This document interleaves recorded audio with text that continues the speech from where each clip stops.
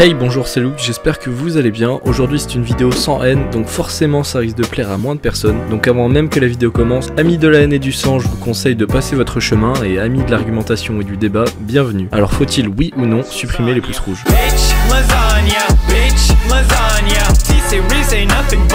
Bon, avant que la vidéo commence, je tiens à préciser que si je parle de ce sujet, c'est avant tout parce que c'est d'actualité. Il y a 2 semaines, l'un des directeurs en management de YouTube s'est exprimé sur le sujet. Donc il est réellement envisagé par YouTube de supprimer les pouces rouges. Pause, alors c'est Luke au montage. Alors je me suis rendu compte que je m'étais pas forcément bien exprimé quand je dis que ça a été envisagé par YouTube.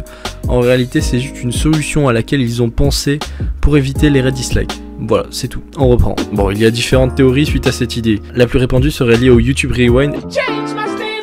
Ladies and gentlemen, we got him.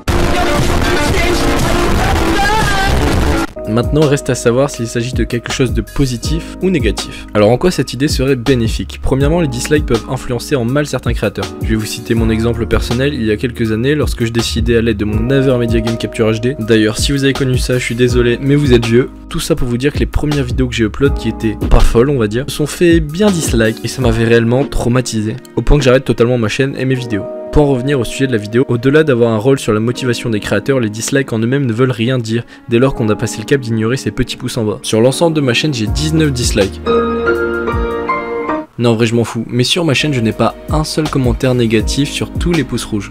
Donc les pouces rouges restent quelque part une forme de non-appréciation de la vidéo, mais qui ne veulent en même temps absolument rien dire, parce que j'ai pas d'avis négatif. Donc les retirer ne serait finalement pas forcément gênant. Bon, il y a aussi de nombreuses autres raisons qui peuvent pousser à penser que retirer les dislikes serait une bonne idée, telles que les bot dislikes, les red dislikes qui sont de plus en plus nombreux, c'est chiant et ça sert à rien, et qu'il se passe certains phénomènes appelés par un grand scientifique du nom de Luke, le phénomène des moutons. Si un tel a dit que le rewind était nul, eh ben je vais dislike. Si un tel a dit que Justin Bieber c'était nul, je vais dislike aussi. T'empêche pas d'écouter ces musiques sur la plage tous les étés. Ah là là, hypocrisie quand tu nous tiens. Alors bon, je n'ai donné que les points positifs à un éventuel changement, ce qui est volontaire de ma part pour maintenant vous dire en quoi ce changement pourrait être néfaste. Vous êtes bien assez au courant de tous les mauvais contenus présents sur la plateforme. Supprimer les dislikes serait une forme d'acceptation à toutes ces chaînes. Le petit pouce en bas reste une forme importante d'action donnée aux viewers par YouTube permettant un retour aux créateurs. Certains vont me dire que même si on supprimait le pouce rouge, il resterait toujours les commentaires. Mais la grande majorité des viewers ne commentent pas, et je suis sûr qu'il y a des dizaines de vidéos que vous likez sans commenter. Pourquoi? Parce que par définition, l'humain a toujours la flemme.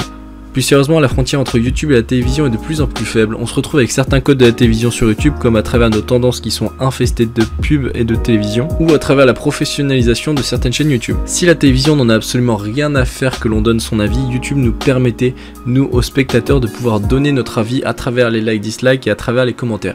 Il s'agit donc réellement d'une forme de pouvoir que l'on donne aux spectateurs, et je pense que ça serait vraiment bête de la perdre. Pour conclure, les deux choix sont à mon goût compréhensibles. L'un va valoriser le créateur, tandis que l'autre va aider le spectateur à partager son avis. Je reste néanmoins d'avis qu'il faut conserver ces 2 petits pouces, qui restent tout de même une forme de soutien important, pas que supprimer les pouces rouges parviennent à combler les haters, et je pense que cette idée qu'a eu YouTube est avant tout car ils ont un putain de somme colossal d'avoir battu le record de dislikes. Bref, c'était mon point de vue et je vous encourage vraiment à me donner votre avis en commentaire, et j'espère que ce petit débat que j'ai eu avec vous a intéressé, et on se retrouve très bientôt pour une vidéo un peu plus critique on va dire. Allez, à plus, ciao.